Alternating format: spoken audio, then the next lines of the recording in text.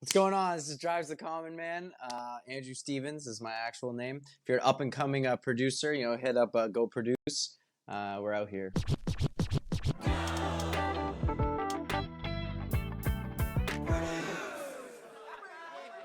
Thank you so much for being here, Drives, aka Andrew, aka Drives the Common Man, SmArtist. This is Drives the Common Man. He is a Mi'kmaq First Nation singer-songwriter out of Southern Ontario.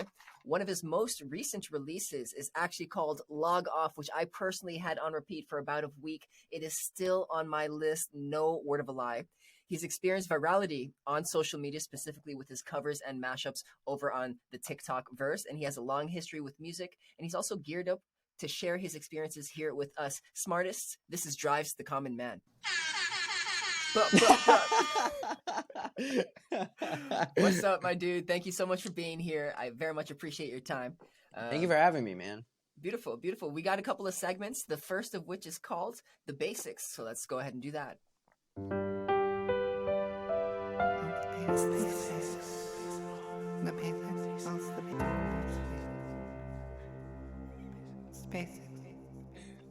All right. Drives. Essentially, what we want to do here is understand you a little bit better. Why did you choose music over anything else? I don't know. It's just like a natural thing, honestly, like when I grew up, my parents were super into music, you know what I mean? So I was always music around. I was always waking up and there's CMT, country music television was always on the TV. And so I don't know, my parents were just my mom sings, my dad used to play in bands, so neither of them are really into sports. So I never really got super into sports, and it's kind of the only thing that actually interested me was music. So I kind of got into it. Very fair, very fair. So it's almost like it was feeding your subconscious just by being in the environment. Yeah, absolutely. It just seemed like music never was a new thing to me. It was always there. So it was always there. It was always present. But was there a moment where you said, "This is what I'm going to be doing professionally as a career"? I remember one time when I was 7 years old, I watched School of Rock. And after I watched School of Rock, I just had this overwhelming sense of euphoria. And I was like, I'm going to do that one day. I want to be on stage. I want to play music. You know what I mean? I'm going to do it. And then it took me till grade 8. I started my first band. And then we were a punk band. So we never really thought about we're going to do this as a living. You know what I mean? It was more just we're going to have fun. But then, in the past couple of years, I started thinking, well, if I love it and I want to do it all the time, it'd just make more sense if I tried to make a career out of it and actually do it seriously. You know what I mean? Absolutely. Absolutely. Trying to make dollars out of cents. In grade 8, you're starting a band. What was your greatest challenge? I know we're kind of going back some time, but picture other grade 8 kids in grade 8 trying to start a band. What issues are they going to encounter? Honestly, it's a totally different time where if you're in 8th grade in the early 2000s and you started a pop punk band, you probably would have got a lot more respect for it and more people would have been inclined to like your music. But nowadays, I don't think many kids at all are making bands. And especially when we were making our band, we're the only kids our age that were making bands. So obviously pop punk and punk music wasn't that widely accepted. It wasn't this big mainstream thing anymore. So it's people didn't really care. So you have to really kind of be able to do it and be happy with it and hope that some kind of success happens, whether that just be a couple people liking your music or some people coming out to shows and stuff like that. You have to really get into it for liking it, because you have to accept the fact that not everybody's going to be into that. You know what I mean? 100%, especially from the get-go, especially those early years. Establishing that foundation can be brutal. I mean, the process itself is fun, but there are moments and times where it's tough. How did you? I suppose a follow question to that would be: a lot of the bands, or a lot of in modern times, a lot of people aren't forming bands. Why do you think that is? You just said that. It's just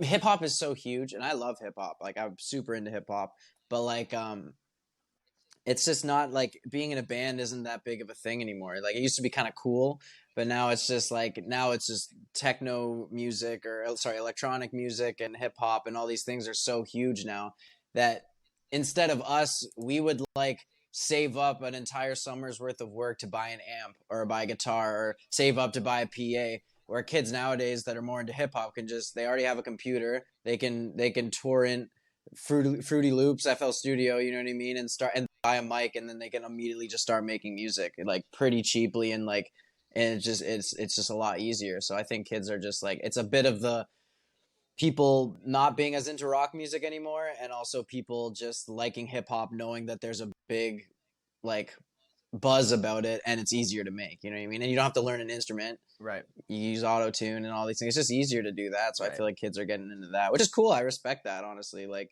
what it mean, it's all the same if you think about it, minus the, you know, spending a lot of money on Gear actual itself. gear and Right, stuff. right. Interesting. Okay, so for the people that are still affiliated or interested in creating bands, what kind of issues did you encounter in terms of dynamics, and how did you resolve them? Dynamics like musically? No, within interactions between the members. Oh, well, that's the thing, is you kind of want to start a band with like-minded people. Like, it's cool if you and your friends all like the same kind of music, then it's going to be easier. You're not going to like butt heads on what kind of music you want to make. But at the end of the day, like, if you're playing with people, you have to accept the fact that they're going to have different, like, they want to do different things, and if you're willing to be in a band with those people and you respect them enough, you're gonna respect those things, and you're gonna do your best to make them happy, and vice versa, they're gonna try to do the same thing. You can't just force someone to be in a band or making the type of music that they don't want to make, but there's always like room for compromise, you know what I mean? But it also helps, like I said, to be in a band with like-minded people, where you're both just like, yeah, let's make a band that sounds like NoFX, or let's make a band that sounds like I don't know, one of those random pop bands or whatever, you know what I mean? Like, it just helps. But then also those dynamics are so sick, because one person could be a punk kid, and then the other kid could be like be really into like grunge or something, and then you kind of mix those things together, and it kind of comes out cool, you know what I mean? Own product. Yeah, awesome. Okay. Yeah. And then as soon as I mentioned band dynamics, you offered musically, so I am curious to hear what you got to say in terms of that. I just think like I personally just love bands that are able to do everything, you know what I mean? Like, different types of music. Like, an album isn't just one sound. Some like there's like heavy songs, and there's soft songs, and there's melodic songs, and then more just kind of like dissonant kind of songs. So I think it's like, it's helpful to like explore all those things, you know what I mean? Because you'll get different people listening to you, and that's a cool thing in itself. Absolutely. What was the first lesson that you learned in the music industry? You have to care way more than anybody else for anything to happen. You know what I mean? Like, no one, you get so excited about what you're doing, and you think everyone's is that excited about what you're doing. You're like, dude, this is the best song I've ever written. Everyone's gonna think the same thing. No one gives a shit. You know what I mean? Like, you have to really accept the fact that no one really cares until you actually notice that people start caring. And even then, like, they're not gonna care as much as you. And if you're not caring as much, if you're not the one who's caring the most, you're not going to be doing the best work that you can do. So you have to be the one that wants it, and you have to be the one that's going to do anything you can for it. Was that a hard lesson for you to learn?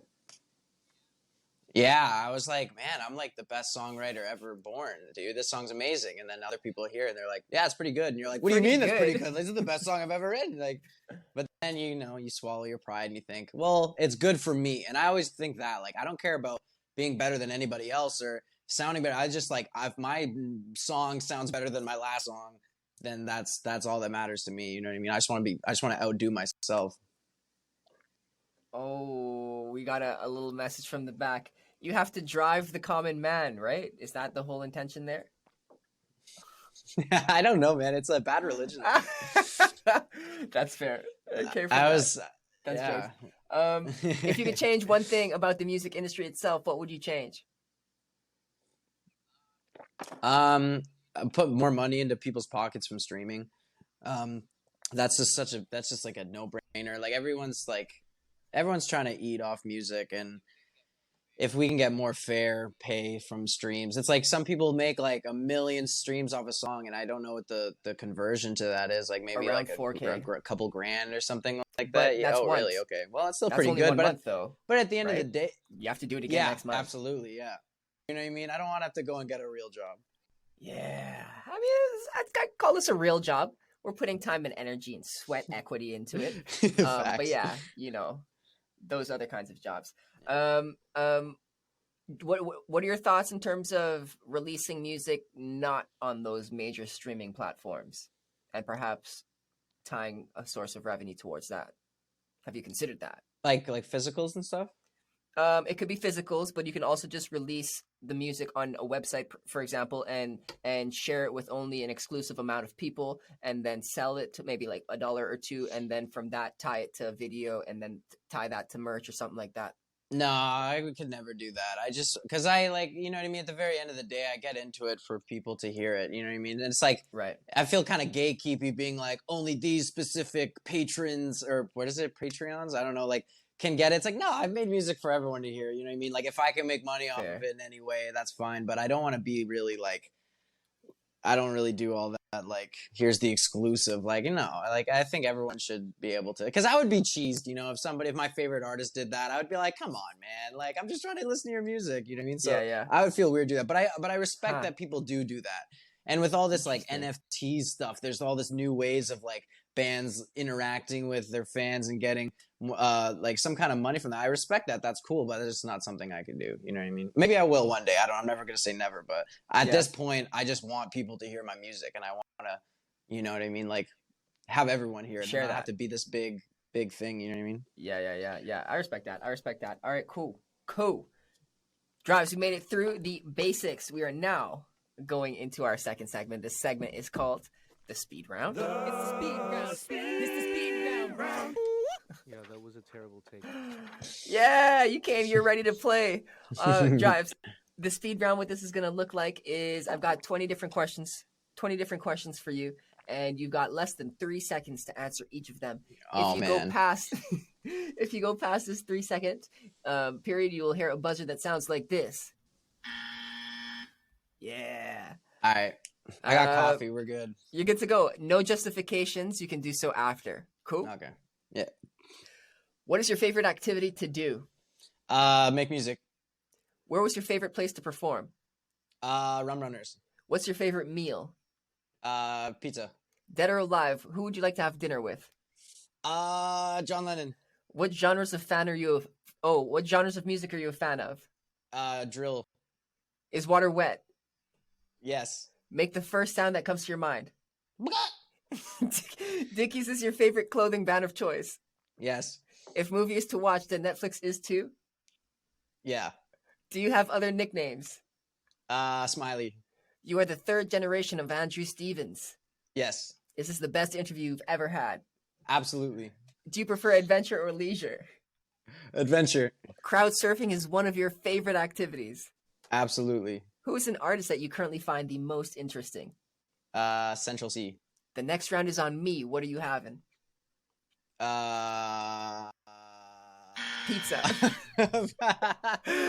What do donuts from pizza shops mean to you? Everything. Everything. Who's your all-around favorite person in the world? My mom. What is your favorite city? London. Oh, no, that's not right. Can you imagine a world without music in it? Nope. Nope. Big fat nope. Hey, nope. We made it through the speed round. Very nice job. My guy just crushed the speed round. He might have been the best one. I know. Those are very personable. There's some real things in there. Yeah. You gotta do it. Exactly. You gotta do the work. Find some key things about you. But yeah, fun fact about the third generation. Before I ask you if you want to justify anything, I'm also the third generation, so that was a cool thing for me. Big ups. Let's go, the thirds. My next question, crowd surfing. I've never done it, but I saw you post a couple of times about crowd surfing and how actually painful it can be. Can you tell us a story about crowd surfing? The last time I crowd surfed, and I'm going to say this too, I used to go to shows and I would always be the first person to crowd surf. Like, I would somehow get up on stage, get my friends to lift me up, and I'd be the first person to jump off. The last time I did that was at Rum Runners when Pup played, and I jumped off and I landed and they caught me, and then immediately everyone just dropped me, and I went from as high as like 5 feet, 6 feet, and I went right down from my back to the floor, and I have a bad back as it is, and it's just, I retired after that. I haven't crossed her since, and that was about 2 years ago. So no intentions in returning. No Mm-mm. crowd Well, surfing. maybe waves? if I go and see like Bad Religion or The Descendants at Run Run or the Music Hall or something, if that would ever happen, You have no you choice. have to. There's no way. You have no choice. Absolutely not. I love it. Okay, and then my next question for here, just was there anything else that you wanted to justify from that rapid succession of questions? I don't think London is my favorite city. What's your favorite city? I don't know, man. It's kind of weird. Like, I really like, I don't even want to say city. Like, the res where my family comes from, I'll just say there. Escazone is my favorite place. Awesome. It's like my favorite. I wouldn't call it a city, but it's my favorite area, I'd say. Home. Or Westmount, London. But I guess that counts. London, Ontario, Westmount, yeah. Shout out to both of those places. Yeah, shout out to Escazone and Westmount. I like it. Okay, cool. I'm re-going over this list. There is nothing else that I want to justify. Thank you so much for sharing that in the speed round. Our next segment is What's Your Take? What's your take? Say what your take is. What's your take? Let me hear you say. What's your take? Can't hear you now. What's your take? Who recorded these? Oh, we did. That's awesome. See, no, grumpy. If they like it, I take the credit. If they don't, I kind of just throw it onto you. Someone's getting I muted. love Too. No, big shout out to Grumpy. He actually mixed all of this. We spent some time in the studio, the whole team, just throwing in some voices here and there. It's a lot of fun, actually. Yeah. But yeah, so what's your take? This is back to open discussion. No more 3 seconds time limits. And essentially, we're just looking for your wisdom. All right. So I got a theme for the episode that I want to share with you, and that is uncovering the early stages of lifting the torch for Indigenous people through music. So we're going to touch a little bit about that. Focus on the early stages of artistry as well. Cool. Covers and remixes. You're quite familiar with this, especially with TikTok. So I'm curious to know what your process is to make or to do that and not get hit with legal issues. Well, I just don't release them anywhere else. Like, everyone's kind of in my comments on my case sometimes, being like, "Oh, you got to put this on Spotify. You got to put that." I'm like, that's a big thing to do. Like, I don't I'm like 100% sure on the legalities about that, but I'm like, that's a big no. I think, like, I don't really want it. I don't want to do that, and B, it's like, it's just too much work, and it's like, whatever. But yeah. So you just when you build these covers, do you just build them the 60 seconds? Yeah.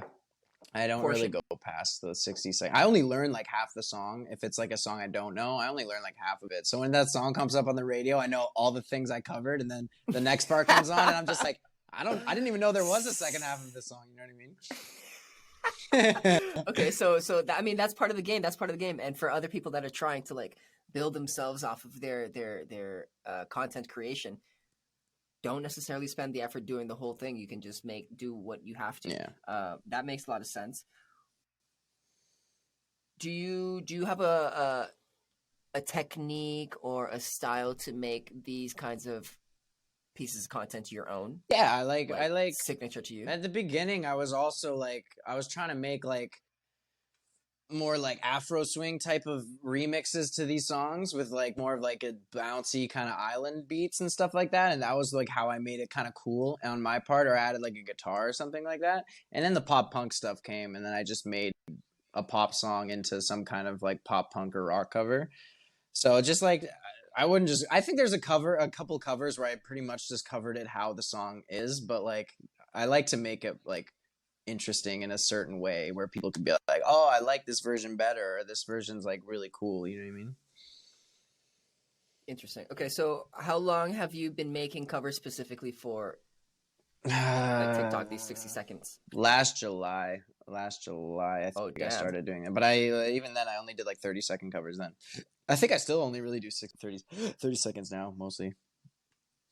Okay, so for doing this for like almost 18 months, let's say a year and a half ish, what would you tell yourself if you were starting over now? Oh man, I wouldn't really change anything. Everything's been pretty cool so far. Don't lose your momentum. One time I was doing so good on TikTok last year, like September-ish, and every video I was putting out was doing such good numbers, and then I just stopped making TikToks, and then I made one like after a month of not making TikToks, and it just like for months after that I couldn't get past like a couple grand like likes or a couple thousand likes or something like that, and I was like, man, I lost all my momentum. I should have kept going because it keeps you in the algorithm, you know what I mean? Yeah. So that's like the only That's how they thing. get you, though. That's how they get you. Why do you think those particular videos were doing so well? At that point it was like I was new. I was like fresh in the whole like indigenous TikTok kind of scene.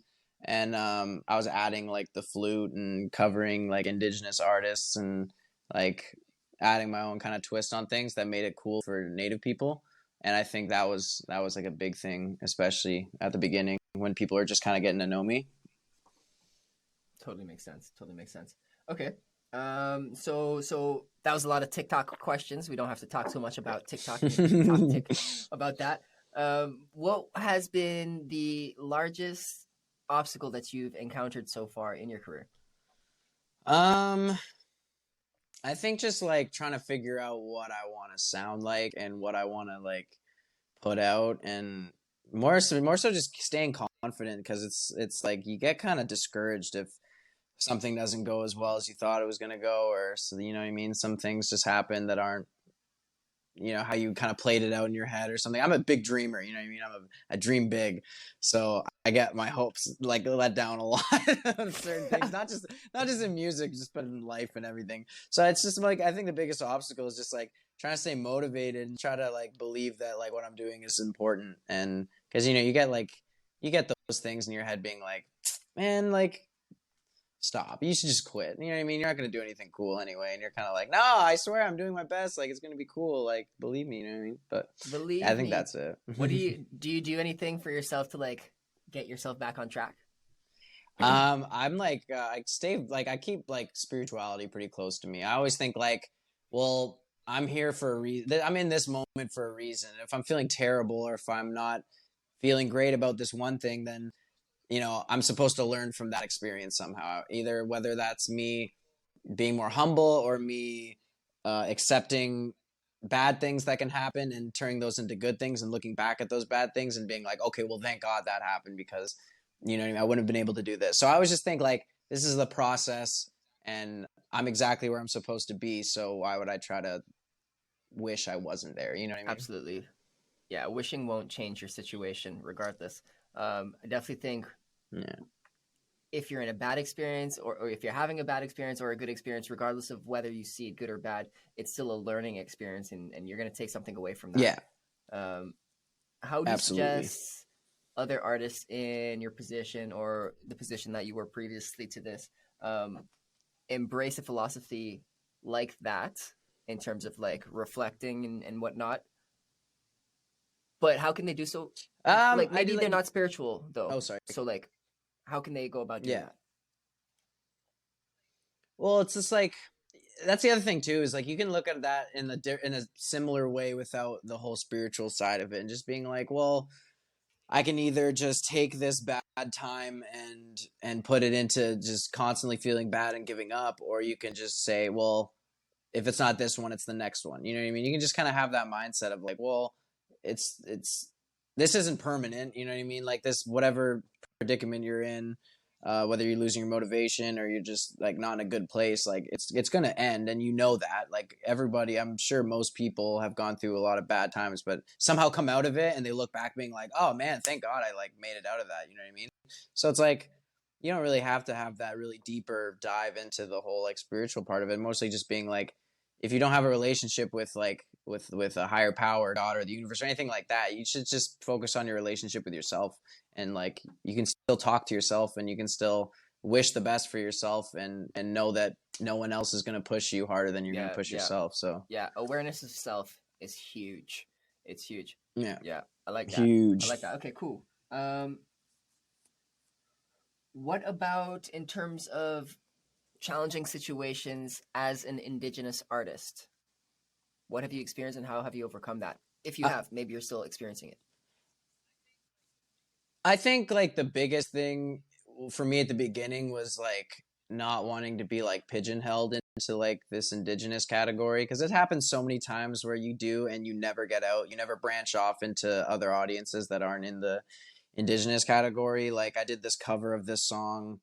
It's called Indian Car, and it was like this big native hit back in the day, and I covered it and it blew up like crazy, and everyone was like, oh, let's like make a full cover. And then the guy who actually wrote the song reached out to me and said we should remix this song and put it out, and I said no. Like I really said, and I had a meeting with all these people from this label that I was talking to at one point, and they're trying to talk about doing it, and they're all talking about it, and I just said no, I don't want to do that. And they said, why not? Like this is like huge, this will be huge. I said, well, if I start and this is before I even dropped my first song, so I was like, if I do this before I even drop my own music, no one's gonna care about my music, like, and I'm gonna be stuck in that category forever. I'm not gonna be able to branch out. Like it's important for me to put on for people and my people, but I also want to do that by like breaking like barriers and being able to go into Everything else. Yeah. the big categories, Yeah. you know what I mean? Everything else, yeah, you know what I mean? And that's such a big representation thing too. It's because there's not a whole lot of representation in pop music when it comes to Indigenous artists. There are artists out there doing it, but not that you can go up to everybody on the street and say, do you know Antoine Edwards Jr.? Do you know what I mean? Like Buffy St. Marie, you know what I mean? Like not a lot of people know those people, but it'd be cool to have like a big one, you know what I mean? Yeah, of course. Do you know Drives a Common Man? Yeah, I've heard of him. He's a cool dude, I hear. Very cool dude, yeah. Okay, so what did you wish you learned earlier in your career? It doesn't have to be specific to Indigenous ties, just in general, music. What I wish I learned? I wish I learned that like you can just do everything yourself. You know what I mean? Like I've kind of been doing that for a long time, but like I never like I kind of got discouraged being like I want to record my own music, but it's hard and you have to learn everything. And then now I'm kind of here and I just record and mix pretty much everything that I do, and it's like I didn't really like go into that thinking I'm like a great audio engineer or anything like that. I just did it because it's something I wanted to learn, and it took me a while to like bridge that gap into having the confidence to do that. But I think if I started earlier, I could have done it. So, but that could be anything, honestly. It's like if you want to do something, as corny as it is, you just got to try it, and you'll figure out pretty early on if that's something that you want to do or not do. You know what I mean? Yeah. And I always say, if you don't know what you want to do, you still just got to try things. Absolutely. I mean, what else are you going to do? Just sit on your butt? I mean, shit. Yeah. I don't got time for that. This is a 2-part question, because you're no longer starting off at the very beginning. But if you were at the very beginning, where would you invest your first $1,000? And then the second part is, where would you invest your next $1,000 at your point of your career right now? At the beginning, I probably put it into like PR, honestly. I didn't realize how important that is, like having like a team set up a bunch of like marketing stuff to get your single out there. It's pretty important, honestly, because like I don't know, it helps. Maybe that, or just like a video. I think music videos are pretty important. And would you make a music video to a demo, to a song that you haven't even released? Would you do that? Oh yeah, I've done that. I do that all the time. Oh, interesting. Okay, but like, cool. And then I change it up, and I'm like, oh man, I can't change any lyrics because we always shot the video for it. But yeah, now $1,000 I'd probably put into like, again, like marketing, PR and stuff. The stuff that I don't want to do. You know what I mean? Like I think it's corny doing all that stuff. I know it has to be done, but I just don't like doing it. Yeah. Outsourcing. I hear that. But shoot, I mean, like marketing can suck up $1,000 like that. Yeah, so quick. It's even more. You probably need even more than that, to be honest, if you really want to do a proper release or whatever it is your marketing per se. Okay, cool. So at the early stages, even now, you may not have a big robust team, but who were, if any, the first people on your team? Do you even need? I know a lot of things that you do by yourself, as you mentioned, but who were those first people that you started hiring out? When we were in a band, we didn't really have, like even then from my band days to now, one of the most important people for me has been Simon from the Sugar Shack. I've recorded, because I met him when I was about 15 years old, I think, and I'm 23 now, and I've worked with him on 3 different EPs, and he's mastered one of my tracks, and I just have a good relationship with him as well, and I just love him as a person too. And that's the biggest thing for me is like, if you're on my team, like you got to be like a really good friend to me. Like I don't try to trust a lot of people, and you know what I mean? If they're your friend, I feel way more comfortable with. You did not mention anyone in line of management. I'm curious to know what your thoughts are there. Like, is that something you think you need soon, or is that something you keep on pushing on your own for a while? I've had like talks of managers. I had a manager at one point, and you don't really like sign a contract immediately. You kind of like, it's like a dating period.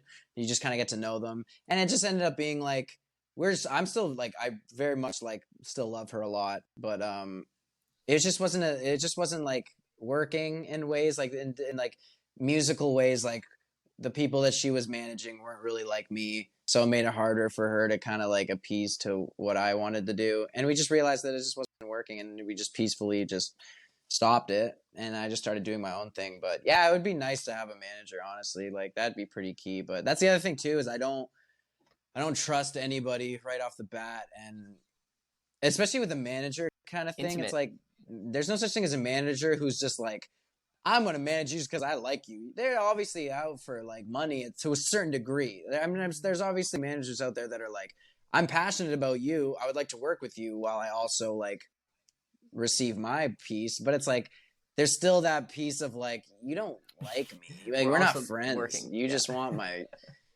yeah, we're working together. And it's like, that's like a huge thing for me. But yeah, I think as things get busier, which I hope they do, I'll kind of figure that kind of stuff out. But at this point, it's kind of like I say I can, but I have like a whole email full of like emails I just miss all the time and all this stuff. And I'm just like, oh man, I can't, like, it just makes me anxious looking at all this stuff that I haven't replied to, or stuff that I should be doing or something like that. And I'm like, I don't even know if a manager would even cover those things. Like, manager's not really like your babysitter either, really, but Yeah, shit. Okay, fair. So there's definitely still lots of room to grow for all parties involved. I mean, me, myself, for sure. If you find a manager that's willing to work for cheap, I mean, like, maybe we could split their work. Drives, my next question for you is just curious, how often do you work on your craft if you're not attending your emails so often? Every day. So does that look like you just kind of pick up the guitar, you just sing into the mic? What are you doing? Just trying. Like, I don't really put that much like time per se into things. Like if I have an idea that's amazing right off the bat in the first 20 minutes, then I'll keep going with it. But if I start something and it doesn't like make me feel some type of way in the first like 30 minutes or whatever, I just not give up on it. I just stop it because it's not worth it. I know other people are different and they just work and work and work to make it work, but the best things that I can come up with are things that are just so natural and they flow. You know what I mean? And it shows right away what's going to flow and what's not. So that's why I just kind of cut out after a certain time and try again. And it takes like sometimes like 5 different demos to get to one song that you really like. You know what I mean? Beautiful. Okay, so we're talking about rehearsing and getting the practice in daily, and we're also talking about how we didn't like spending too much time on administrative work. What balance do you think is the right balance for you in order to properly accomplish all of the different kinds of tasks you have to do, like marketing, social media, content creation, actual like songwriting? Are you in balance right now? Yeah, I think to a certain extent. I think I put way more eggs into one basket at some time. Like sometimes, like I'm just obviously more focused on the creative stuff and trying to make sure the song's good and what I'm doing. But then I also have to like think, oh, there's like a whole other ball game. Like it's like having a good song is only like 10% of like what makes a song big or a song successful. You know what I mean? So 10% I need is to like terrifying, work man. on. Yeah. Yeah. The other 90%. So the other 90% is like making it a business, and that's like still so lame to me, but I know that you have to do it, so it's like It's integral, my dude. It's integral. I know. Yep, I hear that. I have, I believe, one more question for this segment, and then we will jump into our final segment. But if someone is following in your footsteps, what would you suggest that their first goal be? The first goal is to establish anything that is true to them. If you're getting into music to be a second someone or second this or second that, you probably shouldn't get into it. You know, I mean, to do it. I'm not gonna tell you not to do it, but it's just like it's important that you're doing it for the right reasons. And if you're just getting into music to make a quick buck, you're gonna learn very easy that you're not gonna do that very easily. And so there has to be some sort of like value and moral behind it. You got to be like happy with what you're making, but you also have to, I don't know, you just have to be real and you have to just get in it and get into it for the right reasons and make music that the first thing that you should do, sorry, I'm just bouncing all over the place. The very first thing you should do is make a song that you like. Don't think about what anybody else is going to like. You got to make a song that you're going to like. Because if you don't like it, how's anybody else going to like it? Or even if they like it, they're going to expect more of the music that you don't like. You know what I mean? So you might as well do what you're doing so that if you get the people that like it and you're like, okay, well, I'm going to keep doing that because that's what I want to do. And you're going to have like a correct kind of fan base or whatever. And honestly, just to add to that, there's so many people out in this world. Like, there's probably a good chance someone else out there likes what you're doing. Yeah. Absolutely. Yeah. Okay, awesome. So put that first song out and make sure that you enjoy it and then see what happens from there. Okay, cool. Yeah. Clear the Air is our final segment, good sir. Cool. Let's stop recording. Cut. Yes. Clear the air. What we're going to do here is we got two more questions for you. The first is from one of our fans. We call our fans SmArtist. This SmArtist is Emily. She is one of my friends out here in the city, and she sent in her question, which is right here. Hello, Drives. My name is Emily. What was it like performing at your most challenging show? And what did you learn from it? I played a show at the Horseshoe Tavern a couple months ago, and it was my first time playing with like a DJ where they just ran my instrumentals because the music I kind of make isn't like super full bandy anymore. And it was just like a group, it was just like a room full of like, you couldn't stand, so everyone was sitting down and everyone was like over 30 years old. And I remember my DJ, he did like an intro to the he did like an intro to the set. And he's like a dubstep artist. So I was like, dude, play your own songs. And then I'll come on stage and we'll start playing mine. And the first song was just like heavy 808s. And the first second he played something, he just heard someone in the crowd go, oh.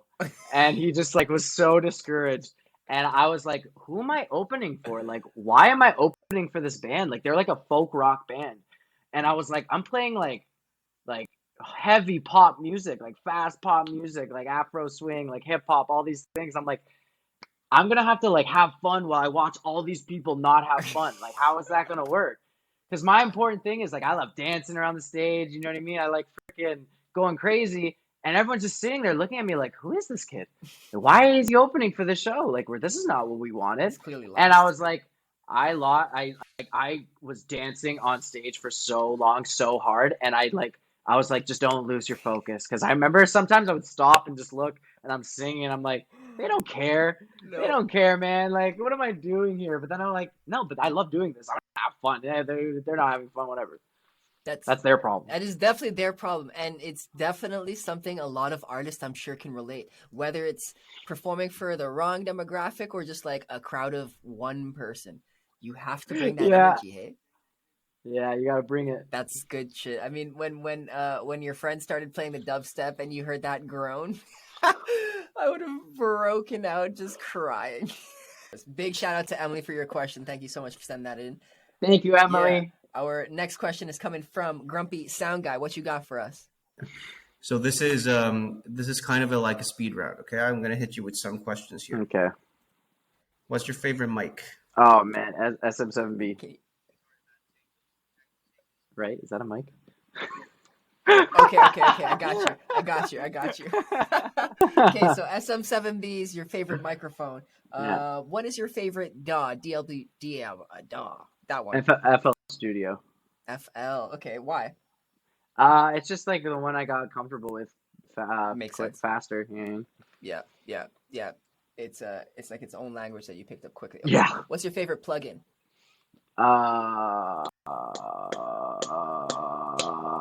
The CLA, one of the CLA compressors. Interesting. Interesting. Actually, You no, got a gross beat. Sorry, gross beat. okay, but why? Why now? You that was confident. Gross beat is just dope. I like it's just like it's the hidden tip for every beat maker, like producer in FL. It's like gross beat just like it just totally like inspires you to do a whole bunch of stuff. It's one of those plugins where it just completely changes what you're doing, and Thanks, it's bro. for the better sometimes, for the worse sometimes. Yeah, yeah. Okay, fair. And then of your time at school, what was your favorite memory? Oh man, probably performing at the Share the Land concert that we did. That was fun. What Got was to that play like? up on the music hall. We just played at the music hall, and everyone was doing covers of Canadian artists and stuff. And I was in a pop punk band at the time called Hometown, and we covered a Shawn Mendes song. And I like hopped out into the crowd, and I drank like 3 coffees and two Monsters and a Red Bull before we went on. But like way before I went on, and by the time I went on stage, I was crashing, and I thought I was gonna throw up, but I Yeah, didn't. So but you didn't. I didn't. It's crazy how I didn't, but The I things didn't. you do to perform, hey? Awesome. Okay. Absolutely. And then last question about the school time. What was your most memorable lesson? Um, Probably any of the production classes, like with Mr. Martin. Dave Martin is a super rad guy, dope professor, and he would just talk about like, and it was getting away from like the whole engineering side, and he would talk about like what makes a song good and how to like get emotion from people when you hear a song and what those parts of certain songs are gonna make you feel like. And it was like we'd sit down and listen to music and we'd talk about like, oh, how do you feel? Like, what does this song make you feel like? And that's what's important to me. You know what I mean? When they start talking about like, oh man, the attack time or a release time on that compressor for this is like, I don't like. It's like, shut up, man. Who cares? Like, no one thinks about those Yeah. things. But it's like the actual emotion of like all that stuff is like that's what really interested me. And he was such a cool mentor for me too, because he knew that I was like really into songwriting, and he showed a lot of love while I was in school. Big shout out to him. You gotta be able to like target the student and meet them where they're at, you know. And obviously he was able to do that Yeah, for you. That's dope. yeah. That's dope. Grumpy, I'm not sure if you got any final words you would like to share. No. Okay, well, That's what I like to that's hear. what you like to hear.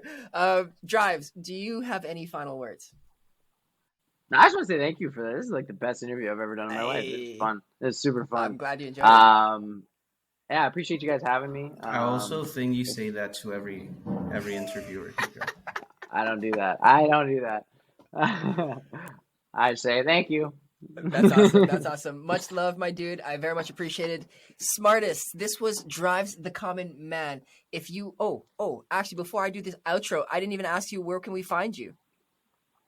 You can find me, and I say this every time, is I'm not going to drop my ads because it's just like, if you just look up Drives the Common Man on anything, if you type it in on Google, you'll find all of my stuff, like my Perfect. Spotify, my Apple Music, my whatever, Bandcamp or whatever. I don't know. Right It's there. all there. If you look up Drives the Common Man anywhere, you'll Okay, find it. dope. SmArtist, I'll do you one better than that. I'll type it in Google, and then I'll put all those links into show notes. And you got that. You got it all ready to go. Thank you, Drives. Thank you so much for being here. We very much appreciate your time. SmArtist, if you want to connect with me or other like-minded individuals, check us out on our Facebook group, goproduce.ca/groups. That'll also be in the show notes. Shoot me a message. My name is Big Lou. I want to have a conversation with you. We out.